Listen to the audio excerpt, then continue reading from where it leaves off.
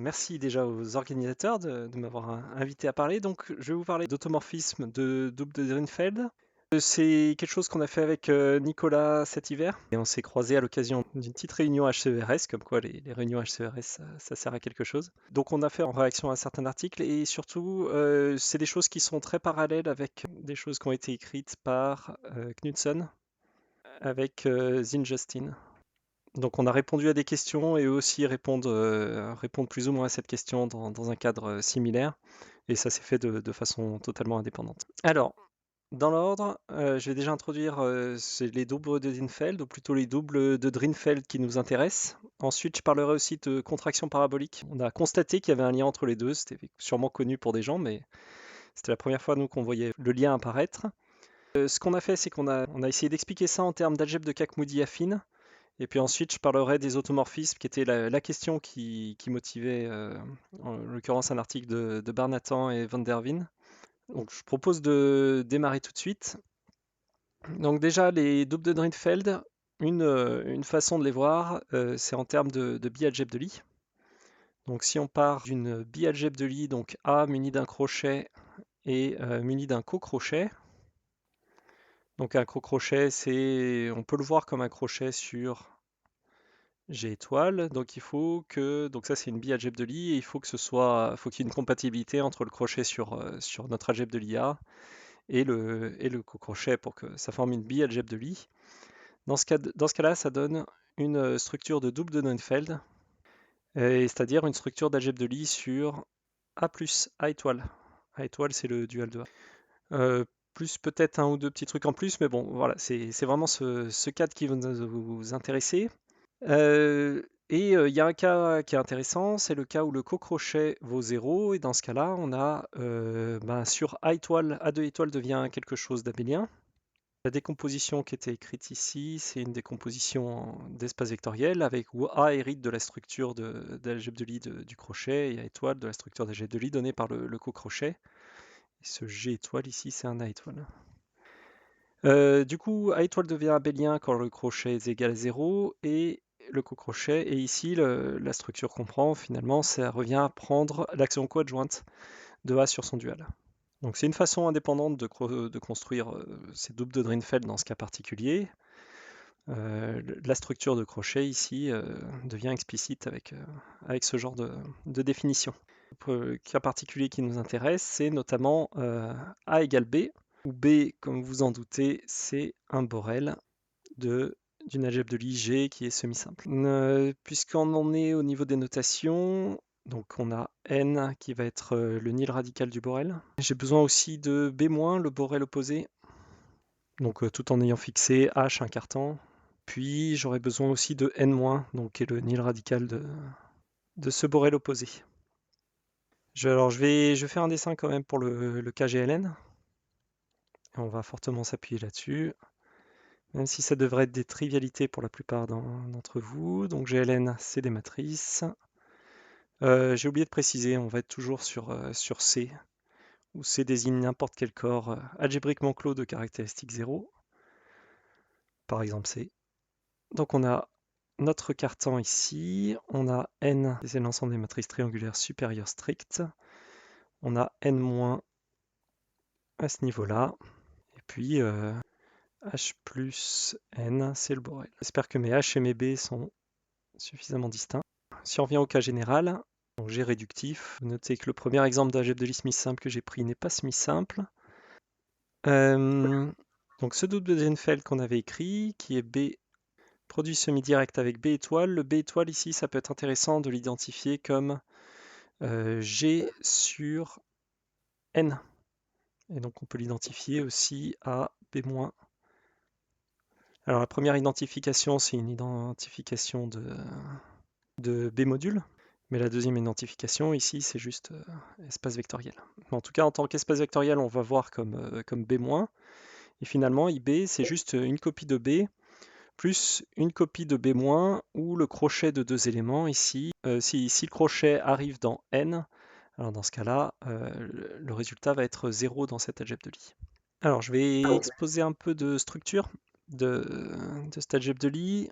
On va regarder le centre. Donc le centre, il est assez facile à décrire. C'est la partie H qui est incluse dans B-, donc ou dans B étoile. Le top, donc c'est-à-dire, on peut décrire l'idéal maximal. On va peut-être lui donner un nom, T tel que IB sur T soit abélienne. Dans ce cas-là, T c'est N, donc la partie N qui est dans B, produit semi-direct avec B-. Du coup, le top, on va le voir comme H identifié à B sur N B produit semi-direct avec B-, quotienté par N produit semi-direct avec B-. Donc c'est la partie H qui est dans le premier B, quand on vient quotienter par N, B sur N. Et ensuite, là voilà, c'est l'isomorphisme que j'ai déjà fait, c'est-à-dire identifier B- avec B étoile. Alors on fera des dessins dans d'autres cas de figure. La chose qui nous a amené à nous intéresser à ce double de Dönfeld, c'est un article qui date de février 2020 ici, de Barnatan et Van der Veen, et qui parle d'automorphisme de cette algèbre avec l'existence d'un automorphisme un petit peu exceptionnel. Ce qui compte, c'est surtout ce qui se passe ici, de cette image. Donc ici, vous avez B qui est dessiné à gauche, vous avez B-, donc les matrices triangulaires inférieures qui sont dessinées à droite, on est dans le cadre GLN. Et il y a un automorphisme qui vient faire glisser, là ils ont découpé B produit tensoriel, produit semi-direct avec B-, en couches successives. Donc première couche c'est H, dernière couche c'est le centre, c'est le H qui vit dans B-. Et ce qu'il dit c'est qu'en fait il y a une filtration par ces couches-là, partant de la dernière, et qu'on peut, avec les flèches, venir faire glisser tous les éléments dans le sens des flèches, du haut vers le bas, et puis l'élément qui se retrouve ici à ce niveau-là repart à ce niveau-là, et que ceci fournit un automorphisme de l'algèbre IB. Donc c'est relativement joli, c'est un petit peu étonnant dans le sens où B- ici est vraiment abélienne. Et donc ça vient, quand vous faites cet automorphisme, si vous avez un gros morceau qui est abélien, ça veut dire que ce morceau qui est abélien, vous en retrouvez une partie ensuite dans B, une partie dans B-, et que vous venez faire glisser des choses ici de façon qui ne sont pas tout à fait canoniques. Et notre but avec Nicolas était de pouvoir répondre à cette question, pourquoi cet automorphisme survient et comment on peut l'expliquer. Je vais passer au deuxième morceau qui concerne les contractions paraboliques. Donc les contractions paraboliques, on peut les écrire sous cette forme. Il manque quelque chose ici, c'est un moins. Donc l'idée c'est que P, comme vous l'aurez deviné, c'est un parabolique de G qui est semi-simple. NP-, c'est le radical nilpotent du parabolique opposé. Toujours, on a fixé des choix de H sous espace de Cartan, et puis donc on a les racines. On vient juste prendre finalement les espaces radiciels qui ne sont pas dans P. Donc c'est un supplémentaire, on a G qui s'écrit comme P plus NP-. Et par contre, on vient faire le produit semi-direct. Ici, NP- va être identifié à G sur P, qui lui-même peut être identifié à NP étoile. Donc voilà, en tout cas, en tant que P module, on va définir la structure de P module sur NP- de cette façon. Ici, on a un isomorphisme de P module. Et NP- est abélienne comme dans le cas précédent. Donc c'est une structure comme une autre. Je présenterai tout à l'heure dans quel contexte on l'avait déjà croisé, nous, personnellement. Donc je la note QP avec bien sûr QB qui va ressembler très fortement à notre IB. En fait, c'est IB quotienté par son centre. IB, c'était B produit semi-direct avec B-, et donc il suffit de quotienter par la partie H de B- pour retrouver QP. Donc ces deux choses-là sont très liées, mais juste les contractions paraboliques, on les voyait survenir dans d'autres contextes. Et au niveau des crochets, ça va nous être utile d'écrire les crochets de façon explicite. Si on prend des éléments P qui sont dans la partie P, des éléments N qui sont dans la partie N-, si vous faites le crochet de deux éléments de P, P1 avec P2, le crochet dans cette algèbre Q, c'est le même crochet que dans G. Ici, c'est QP. Si vous faites le crochet d'un élément de P avec un élément de N dans Q, c'est le crochet d'un élément de P avec un élément de N modulo P, et le crochet de deux éléments de N moins, c'est 0. Donc on réutilisera ces conditions, mais voilà, la définition de QP se trouve exactement de cette façon-là. Et alors on parle de contraction parabolique, il y a une raison pour ça. Je mets ces relations dans un coin. Donc l'idée c'est que le crochet sur notre contraction, c'est une limite de certains crochets. Je vais noter crochet U avec U appartenant à C étoile, U qui tend vers 0. Ou le crochet U de deux éléments de AB avec A et B qui appartiennent à G. Par définition, ça va être CU-1 de crochet CU de A, CU de B, où CU est défini sur G comme CU de P plus N, avec P qui appartient au parabolique et N qui appartient au nil radical opposé, qui va être P plus UN. Donc finalement, le crochet 1, c'est le crochet sur G, et le crochet 0, si tant est qu'on puisse le définir, on va le définir avec cette limite, c'est ce crochet Q. Alors, j'explique un petit peu cette formule. Donc voilà, on vient déformer ici notre crochet. Ceci est un isomorphisme d'espace vectoriel, ce CU, lorsque U est différent de 0. Et du coup, en appliquant cette formule, on vient finalement définir un nouveau crochet qui est isomorphe à G. Donc oui, je devrais préciser ça.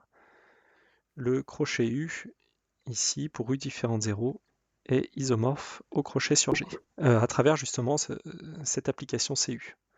Et en faisant dégénérer par contre U vers 0, on obtient un nouveau crochet en 0, donc finalement une nouvelle structure d'algèbre de Lie. Et cette structure d'algèbre de Lie, c'est précisément celle qui nous intéresse sur Q, donc c'est très facile à vérifier. Si on prend deux éléments de P ici, ils ne sont pas modifiés par CU, et le résultat arrive dans P. Donc on voit que le crochet sur les éléments de P n'est pas modifié. Si on prend le crochet d'un élément de P avec un élément de N, on va retrouver l'élément P n'est pas modifié, N se retrouve multiplié ici par un facteur U, et donc le résultat, un facteur U devant, on vient ensuite prendre CU-1, la partie qui est dans P ici se retrouve envoyée sur 0 du coup, parce qu'elle se retrouve toujours munie du facteur U.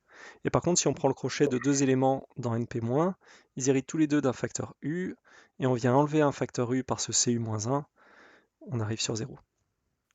Alors, en fait, ces contractions, comme je disais, nous, on les avait vues apparaître dans différents contextes avant. Un des contextes, c'était des articles de Fegin. Alors, je vous donne quelques mots-clés. Il avait utilisé pour étudier certaines variétés de drapeaux dégénérés. Si on se place sur GLN, lambda est une partition. On a F lambda, une variété de drapeau. Donc, ça va être associé au choix d'un parabolique P. Et ce qu'on peut faire, c'est des choses similaires, ce qui est noté dans cet article en question, F lambda A, qui vont être des variétés de drapeaux dégénérés et qui vont être reliées d'une certaine façon au QP module, donc les modules de cette contraction parabolique. Voilà, avec ici, dans les variétés de drapeaux, un point clé qui apparaît. Donc ici, on est dans G. Ça doit être un module simple. Et par contre, ce qui arrive ici, ça va être le gradué associé à V lambda, où on prend la graduation qui est donnée par B. On prend l'élément de plus haut poids, on a CV lambda dans une partition, et puis ensuite on a B- V lambda, et puis ensuite on vient rajouter au fur et à mesure des différents morceaux. Alors ici c'est moins de V lambda sur CV lambda, voilà. Et donc cette graduation par B qui apparaît, ça revient à regarder le gradué associé à V lambda. Je ne m'attarde pas plus dessus. D'autres contextes sur lesquels on avait vu apparaître plus spécifiquement Florence et moi, c'était en théorie des invariants, avec un article de Paniouchev et Yakimova, deux articles même, qui étudiaient les invariants déjà dans le cas du Borel, et donc l'algèbre des invariants de cette contraction parabolique. Donc ce qu'il faut voir, c'est que ceci finalement, c'est l'algèbre des fonctions du quotient pour l'algèbre coadjointe. Alors il y a un certain groupe associé, Et ici, c'est une sorte de quotient affine, mais voilà. On peut créer un quotient, un petit peu comme on regarde le quotient catégorique de G sur G, qui est une algèbre de polynômes. Donc théorème de Chevalet. Ici, il y a des équivalents du théorème de Chevalet, en tout cas dans le cas où la contraction parabolique, c'est la contraction par un Borel. Et en plus, il y a les générateurs qui sont décrits de façon explicite à partir des générateurs des invariants pour G lui-même. Donc voilà, on a une algèbre d'invariants polynomiale qui va ressembler fortement et qui va en fait qui va être dérivée directement de la famille d'invariants qu'on a sur G. Et pour un parabolique quelconque, en type A et en type C, ils ont aussi des résultats de polynomialité, avec des fois cette polynomialité qui est mise en défaut pour certaines algèbres. Sur un parabolique quelconque, on ne peut pas espérer de résultat général. Et je parlais de Florence, en fait on a encadré Kenny Fomedi, qui devrait soutenir dans 2 semaines, venez à sa soutenance, et qui a justement étudié ensuite les semi-invariants de la même algèbre. Et il a pu montrer que en type A, il y avait toujours polynomialité des semi-invariants, alors il y a beaucoup plus de semi-invariants que d'invariants. Et en type C, dans certains cas, en l'occurrence lorsqu'on enlève la racine courte, lorsqu'on prend un parabolique qui ne fait pas intervenir la racine courte, dans ce cas-là, il a le résultat de polynomialité avec des contre-exemples dans le cas où on n'enlève pas. Donc c'est juste pour citer quelques résultats qui existent. Il y a un premier résultat ici qui est plutôt de la théorie des représentations, on va regarder les modules. Et ici, c'est plutôt de la théorie des invariants sur notre contraction parabolique. Et alors nous, ce qu'on veut regarder, c'est en fait c'est les automorphismes en lien avec le résultat que je vous ai présenté de Barnatan et Van der Veen. Et alors on a fait tout ça en termes d'algèbre de Kac-Moody, affine. Et donc Nicolas vient me voir, il me dit je sais que regarde ces algèbres, elles ressemblent vraiment aux contractions paraboliques que vous regardez. Et on a un automorphisme cyclique d'ordre n. Ne serait-ce pas un automorphisme de diagramme de Dynkin étendu? Voilà, où ici on a les racines simples pour G, qui s'envoient les unes sur les autres. Et ensuite ici, on a une racine supplémentaire par laquelle on transite avant de repartir au début. Et ça, c'est le diagramme de Dynkin étendu en type AN. Donc très bien. Et la réponse est oui.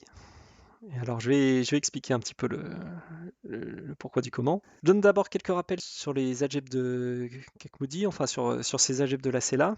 On part du G qui est toujours algèbre de Lie semi-simple ou réductive, dimension finie. Et on vient faire le produit tensoriel avec ceci. Finalement, G se décompose en différentes strates. Donc ici, vous avez G. Pardon, ici c'est G tilde. Et ici, vous avez G qui va être égal à T0G. Ici, vous avez T1G, T2G, T-1G. Et on a une décomposition qui ressemble à la décomposition qu'on a dans les algèbres de Lie. G tilde va s'écrire comme un certain n tilde plus h plus n tilde moins, où n tilde c'est n, le nil radical du Borel, donc sous-entendu t puissance 0 fois n, plus t ct g, et n tilde moins c'est n moins plus t moins 1, t moins 1 g. Donc je pense qu'on peut même les dessiner ici. H il est ici, n tilde il est dans la partie supérieure, et n tilde moins va être dans cette partie-ci. On va parler aussi de b tilde, bien sûr, qui est h plus n tilde. Alors, proposition, ib est égal à b tilde sur, enfin en tout cas isomorphe, à b tilde sur tn tilde. Donc on a la partie b qui apparaît ici. Donc ib c'est b produit semi-direct avec b-, et on a la partie b- qui apparaît ici, donc avec le h à chaque fois. Et donc finalement, quand on prend b tilde, on va prendre toutes les couches successives, et quand on va quotienter par tn tilde, le tn tilde qui apparaît ici, c'est tout ce qu'on quotiente ensuite. Donc on a pris, à partir de b, on a parti toute la partie du dessus, et puis on a quotienté par la partie verte. Il nous reste précisément ib, et au niveau des crochets, c'est assez clair que ça fonctionne également. Le crochet de 2 éléments dont B, c'est bien le crochet usuel sur B. La partie B-, si on prend le crochet de 2 éléments dans B-, c'est des éléments qui ont un T ici, donc quand on va prendre le crochet, ça va apparaître dans T2, et donc ça va disparaître. Et le crochet d'un élément de B avec un élément de B-, ça apparaît nécessairement dans la couche du haut, donc B- est bien un idéal dans notre algèbre IB. Et le résultat de ce crochet, c'est on garde la partie qui est dans B- et on envoie sur 0 la partie qui est dans N tilde, puisque B- ici est bien isome. B- avait sa structure de B module, et précisément G divisé par N. Donc voilà, c'est une jolie interprétation. Si on passe aux autres algèbres, et qu'on regarde ici QB, ça va être cette fois-ci B tilde quotienté par TB tilde. Si on passe à la suivante, QP, on va obtenir P tilde. Il faudrait définir ce que c'est que P tilde, mais il faut imaginer juste qu'on rajoute par rapport à B tilde ce qu'il faut dans la partie T puissance 0G, quotienté par TP tilde.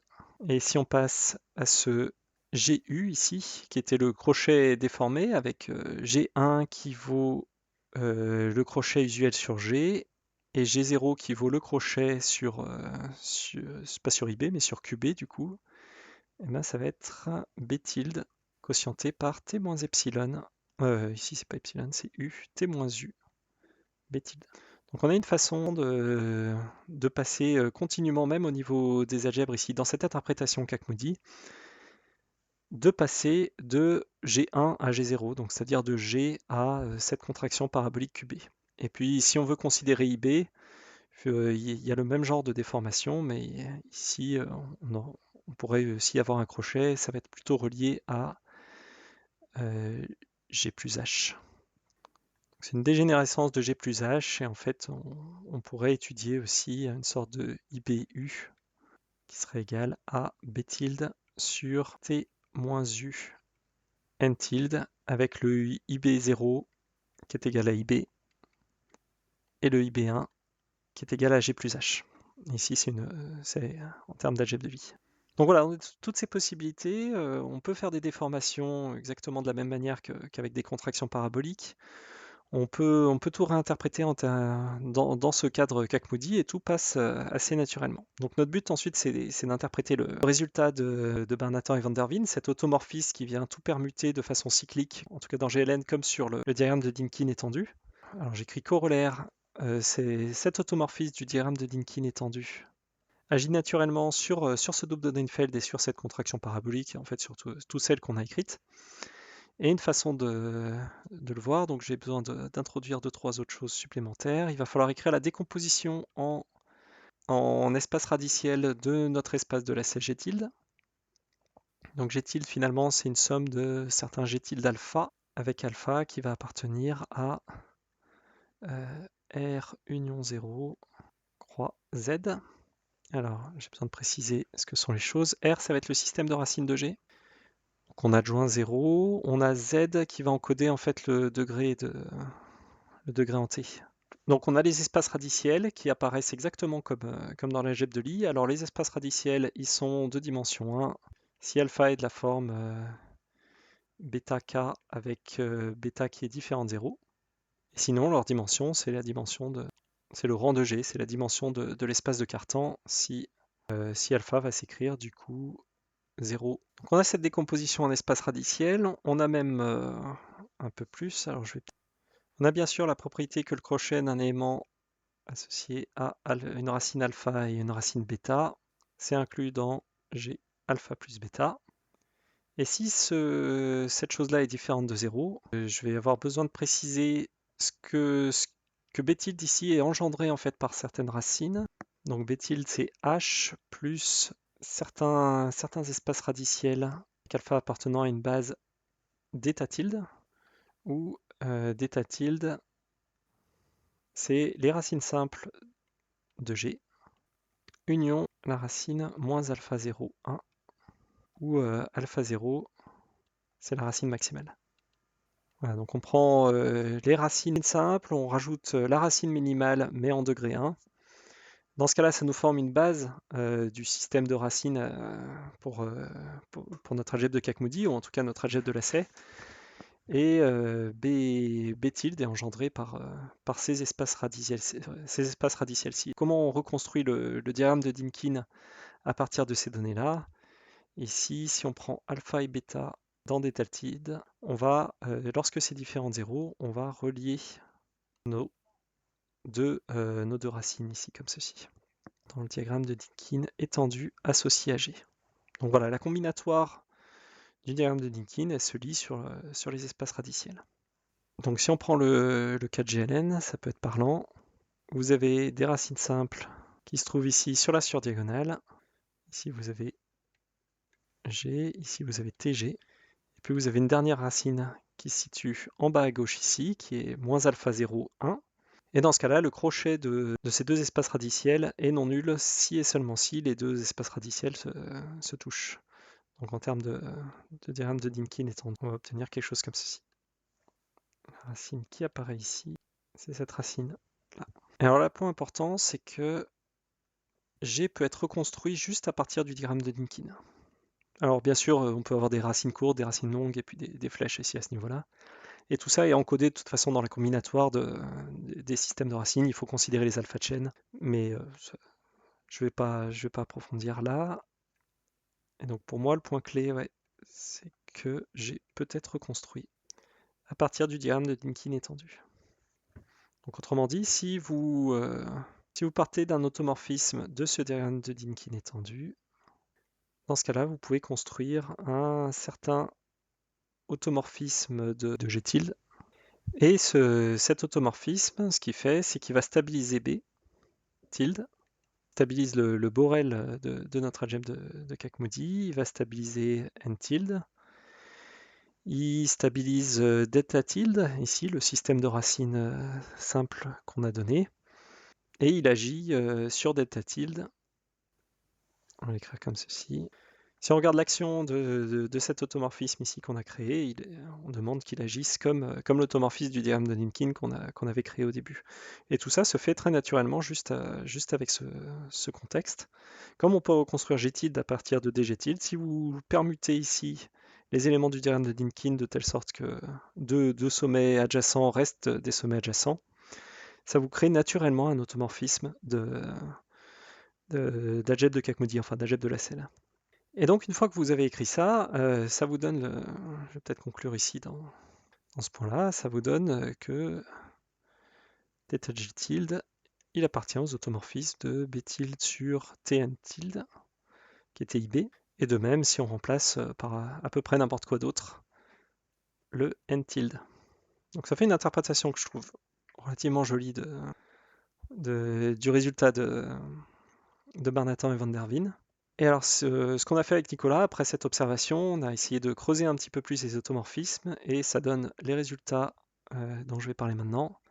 Premier résultat, c'est que le groupe des composantes, donc ici c'est la partie connexe, le groupe des composantes des automorphismes de notre double de Drinfeld, c'est précisément les automorphismes du diagramme de Dynkin étendu. Voilà, et puis c'est valable en tout type, on n'a pas besoin de se restreindre à G égale GLN. Donc eux, ils avaient les automorphismes cycliques, ils avaient décrit aussi l'automorphisme qui consiste à faire une symétrie axiale sur notre cercle, hein, quelque chose de déterminant -1 en tout cas quand on le voit plonger dans le plan. Et donc ces automorphismes, on les voit apparaître naturellement, et en fait, au groupe des composantes près, ce sont précisément tous les automorphismes qu'on puisse imaginer. Alors, on a poussé le bouchon un petit peu plus loin et on a décrit précisément le groupe des automorphismes de IB. Alors ici, il manque un hôte. Donc on a notre groupe des composantes qui agit de façon semi-directe sur la partie connexe ici. Et alors on a différents morceaux qui interviennent. On a d'une part D qui va correspondre à C fois petit d, on va dire, où D ça va être la dérivation par rapport à T. Donc c'est la partie qui apparaissait pas dans l'algèbre de Kac-Moody. Quand on a une vraie algèbre de Kac-Moody, G affine associé à notre G, on a cette partie G tilde, et puis on a deux autres parties, on a une partie centrale, et puis on a une partie dérivation. Alors ici en termes d'automorphisme, c'est pas tout forcément ce D-là, c'est un D', mais voilà, on a un automorphisme associé à cette dérivation. Alors oui, ici c'est C étoile. L'idée c'est que si on a un élément qui s'écrit somme des AI T puissance i, si on l'envoie par u fois d, on va dire, ça devient somme des AI u t puissance i. Et c'est assez naturel, enfin c'est facile de montrer que c'est bien un automorphisme d'algèbre de Lie. Donc on a cette partie dérivation ici qui avait disparu puisqu'on considérait juste l'algèbre des lacets, et on a deux parties ici qui sont plus adjointes. Donc on a le groupe adjoint associé à IB, et puis on a la partie U ici que je vais décrire. Voilà, donc vous avez U, vous venez faire vous prenez des automorphismes qui partent de H qui est inclus dans B. Enfin, vous prenez des applications linéaires de cette partie H vers la partie H qui, elle, est inclue dans B-, donc dans le centre.